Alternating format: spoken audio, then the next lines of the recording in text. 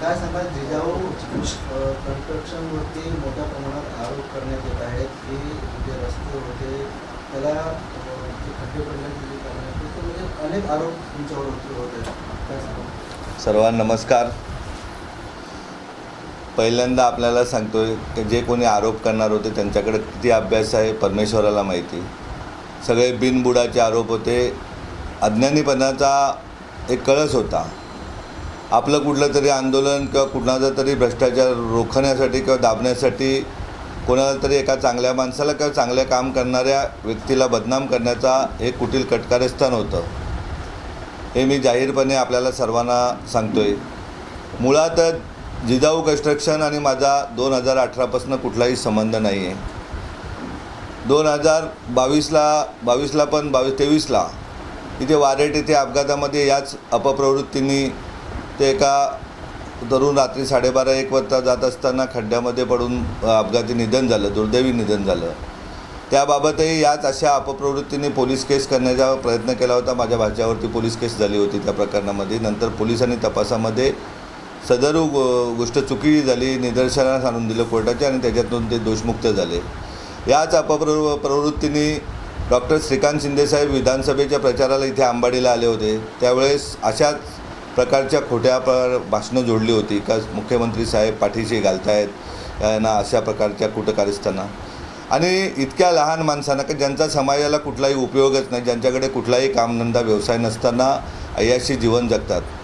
या अशा अपप्रवृत्तींना वेळीत तिथे येऊन त्यांच्या आंदोलनाच्या वेळेस किंवा प्रेस कॉन्फरन्स प्रेसला देऊन त्यांना मोठं करण्यापेक्षा मी ठरवलं होतं की ज्या दिवशी आंदोलन संपल्यानंतर दुसऱ्या दिवशी येऊन आपल्यासोबत हितगुज करेन, चर्चा करेन.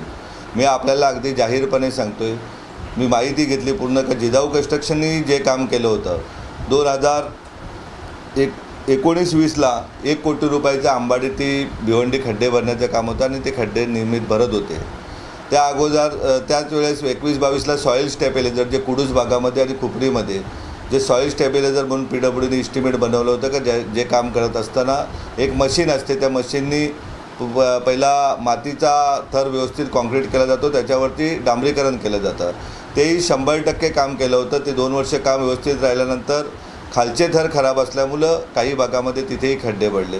आणि त्याचबरोबर वाड्यापासनं तर भिवंडीमध्ये काही जे कॉन्क्रीटचे पीस घेतले होते आणि ते कॉन्क्रीटचं काम आजही अस्तित्वात आहे, व्यवस्थित आहे. कुठली तरी एक व्हिडिओ दाखवली होती पेपरला, मी बघितलं होतं का जिजाऊ कन्स्ट्रक्शनचा पर्दाफाश केला. तर एखादा कॉन्क्रीटचा पॅच खराब होऊ शकतो. तो खराब झाल्यानंतर तो पुन्हा PWDच्या सांगण्यावरून दुरुस्त केला असेल. महत्त्वाचा मुद्दा काय का गेल्या 24 ऑगस्टला 25/10ला ईगल इन्फ्राकडे 10/2024ला ईगल इन्फ्राकडे हा रस्ता पूर्ण देण्यात आलेला आहे. या रस्त्याची देखभाल दुरुस्तीचं काम करण्याचं काम एका अमराठी ठेकेदाराकडे आहे. आज आपण बघतोय का आपल्या दोन्ही जिल्ह्यामध्ये अमराठी ठेकेदारांचा सुळसुळाट उठलेला आहे. आता दाखवायला गेलं तर प्रत्येकाच्या शरीराला कुठे ना कुठे डाग असतो. असं 10 लाखाचं काम करणाऱ्यामध्ये 1-2 लाख रुपये त्यांनी कमावले पाहिजेत हा उद्देश असतो.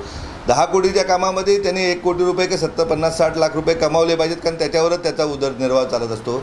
परंतु स्थानिक मराठी माणसांना दाबून किंवा त्यांना दाबून अमराठी माणसांकडनं ब्लॅकमेल करून पैसे घेणे असे धंदे असलेल्या लोकांनी हा नाहक जिजाऊ कन्स्ट्रक्शन कंपनीचाच नव्हे तर जिजाऊ संस्थेला बदनाम करण्यासाठी किंवा माझ्यासारख्या एका शेतकऱ्याच्या पोराला बदनाम करण्याचा कारस्थान केलं होतं की ज्याला कुठलाही अर्थ नाही. काल परवा मला त्यामध्ये वाईट हेच वाटलं की ज्याप्रमाणे छत्रपती शिवाजी महाराजांना स्वकीयांनी त्रास दिला, शंभूराजांना त्रास दिला, जो चांगलं काम करतो त्या प्रत्येकाला त्रास दिला जातो आहे.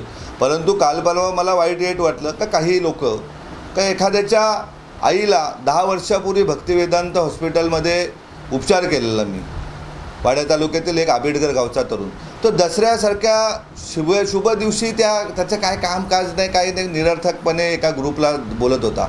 त्याच नराधमाला एका केसमध्ये अगदी मुंबईचे सॉलिसिटर करून ना त्याला मी बाहेर काढलं. या गोष्टीचं मला वाईट वाटतं. या उपोषण करणे ज्याला त्याला हक्क आहे किंवा अशा अपप्रवृत्ती राहतीलच. अनेक लोक का जे उद्या छोट्या मोठ्या कामाला माझ्याकडे येत आहेत ती लोक त्या उपोषणाला पाठिंबा द्यायला, एखाद छोटी मोठी संघटना का ज्यांचा उद्या विक्रमगडसारख्या ठिकाणी पूर्ण आम्ही नेस्तनाबूत केलेले आहेत का उद्या एका सहकारी राईस मिलचा निवडणूक होती नुकत्याच 4 महिन्यापूर्वी. मी फक्त सकाळी जाऊन त्या निवडणुकीच्या कंपाऊंडमध्ये बसलो, 11च्या 11 जागा आमच्या आल्या. विक्रमगड नगरपंचायतचं बघायला गेलं तर 17च्या 17 जागा आमच्याकडे आहेत. परंतु असे मोठ्या जगती काही लोक बाहेर निघून कुठेतरी बदनाम करण्याचा प्रयत्न केला जातो आहे. या गोष्टीचं खरं तर थोडं मनाला वाईट वाटतं. माझ्यापेक्षा कार्यकर्त्यांना जास्त वाईट वाटतं. मी तर या गोष्टीकडे लक्ष देत नाही, कारण चांगलं काम करत असताना चिखल अंगावर उडवणारे असतातच. अगदी जाहीरपणे सांगतो आहे, मग मुरबाड शहापूर रस्ता असेल किंवा वाडा भिवंडी रस्ता असेल, अशा अनितीच्या कामाने पैसे कमावण्यापैकी आम्ही नाही. नाहीतर आमचं पण दवाखाने उघडले असते ना, बंद झाले असते. आम्ही एखादा उपक्रम केला असताना बंद झाला असता. आम्ही कुठनं वर्गण्या घेऊन गाड्या घेतल्या असत्या मोठमोठ्या आणि वापरल्या असत्या. परंतु हा उद्देश आमचा नाही. आम्हाला तळागाळातील कोकणच्या 5 जिल्ह्यातील शेवटच्या माणसाला, तो कुठल्या जातीचा आहे कुठल्या धर्माचा आहे ते म्हणण्यापेक्षा त्याला आरोग्य उपलब्ध करून द्यायचे आहे, तरुणांना शिक्षण उपलब्ध करून द्यायचं आहे, भगिनींना रोजगार उपलब्ध करून द्यायचा आहे. आज आपण बघायला गेला तर आपलं राज्य एका विशिष्ट परिस्थितीमध्ये अडकलं आहे. अमराठी लोक आज बघायला गेलं तर पारोल भिवंडी रस्त्याला जाऊन बघा, परप्रांतीय ठेकेदार आहे, त्याबाबत कोणी काही बोलू शकत नाही. आपण इथनं निघा, तुम्ही पडघाला जा, आता भिवंडीपासनं अमराठी ठेकेदार, त्याच्याबद्दल कोण अक्षर काढत नाही. या इगल इन्फ्राला 50 ते 55 कोटीचं काम केलं असताना 176 कोटी रुपये दिलेले आहेत सार्वजनिक बांधकाम खात्याने. अगदी लोन घेऊन दिलेले आहेत. त्या अमराठी ठेकेदाराविरुद्ध कुणी आवाज काढायला तयार नाही. जे आता काम चालू आहे गटाराचं, मी येताना रस्त्याला आलो, कॉन्क्रीट, जेवढं कॉन्क्रीटचं काम झालं आहे त्याच्या दोन्ही साईडचं पेमेंट देण्यात आलेलं आहे. आणि या गोष्टीवरती गेल्या 16 सप्टेंबरला मी तक्रार केलेली लेखी, आणि त्यामुळं कदाचित त्या ठेकेदाराकडनं काहीतरी सुपारी आली असेल आणि कुणीतरी गाजावाजा जिजाऊचा करत असेल. माझं जाहीर आव्हान आहे असं ना, आजच नाही, मागच्या 20-25 वर्षात जरी जिजाऊने असं कुठलं खोटं काम केलं असेल तर आमच्या हॉस्पिटलही लवकरात लवकर बंद पडतील. आम्ही सुरू केलेल्या शाळा बंद पडतील. आम्ही सुरू केलेल्या स्पर्धा परीक्षा वाचनालयामध्ये विद्यार्थी कुठलाही यशस्वी होणार नाही, हे आपल्याला जाहीरपणे सांगतो आहे. अगदी दूध का दूध आणि पाणी का पाणी, आमचं जाहीर आव्हान आहे. आज कोणाच्यात ताकद आहे? हे लोक मागच्या, तुम्ही त्या डॉक्टर श्रीकांत शिंदे साहेब आले होते तेव्हाचे भाषण करा, तेव्हाही अशा अपप्रवृत्तीने भाषण केलं होतं. मी पुन्हा सांगतो, वारेट येथील अपघातामध्ये, अपघात हा वाईटच असतो, पण तिथेही जिजाऊला बदनाम करून पोलीस केस करण्यासाठी दबाव केलं. काल परवाचं एका संघटनेचं आंदोलन असतानाही हीच वृत्ती, त्याच्यामध्ये पोलीस स्टेशनला अधिकाऱ्यांना उलटसुलट बोलवते. म्हणजे कुठेतरी तोंडाचं जे चांगलं तोंड आहे त्याचं कुठेतरी चुकीची वाच्यता करून लोकांकडून ब्लॅकमेलिंग करून धंदे करण्याचं काम काही अपप्रवृत्ती करत होत्या. त्यांच्याबरोबर काही आमचे ज्यांनी उद्या बंद पडलेल्या कंपन्यातून स्टील चोरी केलेले, ज्यांचा अक्षरशः 2 नंबरचे धंदे असणारे लोक ती त्याच्यामध्ये सहभागी होते. ते ज्यांना सहभाग घ्यायचा त्यांनी करू दे. माझ्या जिजाऊवरती किंवा आपल्या जिजाऊवरती, समाजाच्या जिजाऊ शैक्षणिक सामाजिक संस्थांवरती शेवटच्या माणसाचा अधिकार आहे. मी शिवसेना या पक्षाचा एक पदाधिकारी म्हणून सांगतोय, उपनेता या शिवसेनेच्या एकनाथजी शिंदेसाहेब यांच्या शिवसेनेच्या पदाधिकारी म्हणून सांगतोय का समाजाला चुकीचं कुठलंही काम माझ्याकडून कधी घडलं नाही आणि घडणार नाही. जे काम चांगलं करत होतो त्या कामामध्ये शासन दरबारी शासनाची मदत आणखीन मिळून चांगलं काम होण्यासाठी मी शिवसेनेमध्ये प्रवेश केलेला आहे. आणि चांगल्या प्रकारे काम आपण समाजाला एक दिशा देण्याचं काम करू, हे आपल्याला सर्वांना जाहीर आवाहन करतो. काही सोशल मीडियाला आमच्या वाड्याचे एक सर होते, सावंत सर म्हणून, त्यांचा एक नातेवाईक पोस्ट टाकतो, जिजाऊ कन्स्ट्रक्शनला ब्लॅकलिस्ट केलं.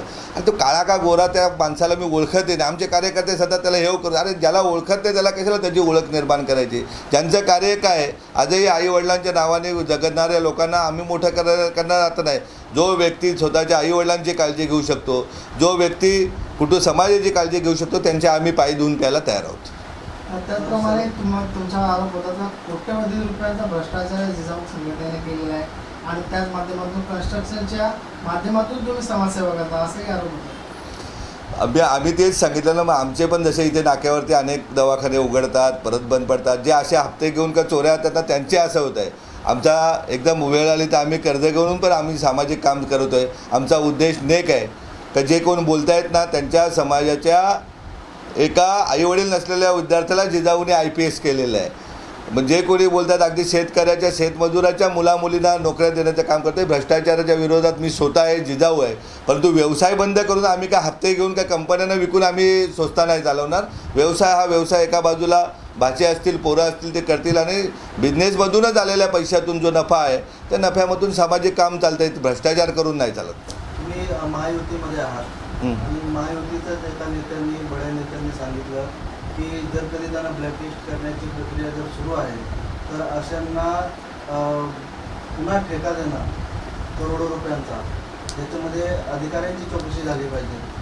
ते त्यांनी सांगण्याची गरज आहे. 12 जूनला आम्ही जेव्हा शिवसेनेत प्रवेश केला तेव्हाच आम्ही जाहीर केलं का छोटे मोठे आमचे शिवसैनिक पण व्यवसायात आले पाहिजेत. त्यामुळे 5-25-5-50 कोटीपर्यंत कुठलंही छोटं काम जिजाऊ कन्स्ट्रक्शन घेणार नाही. हे त्या दिवशी 12 जूनच्या माझ्या भाषणामध्येच मी जाहीर केलेलं का आम्हाला आमचे शिवसैनिक हे आर्थिकदृष्ट्या सबळ करायचे आहेत. दुसरी गोष्ट, ते कोण आम्हाला ब्लॅकलिस्ट करणार, ते काय करणार. मागची मला वाटतं ठाण्याची DPDCची काही माहिती घ्या तुम्ही, त्यामुळे तुम्हाला समजेल का असा कोणावर एक बोट करत असताना त्यांची परिस्थिती काय असते.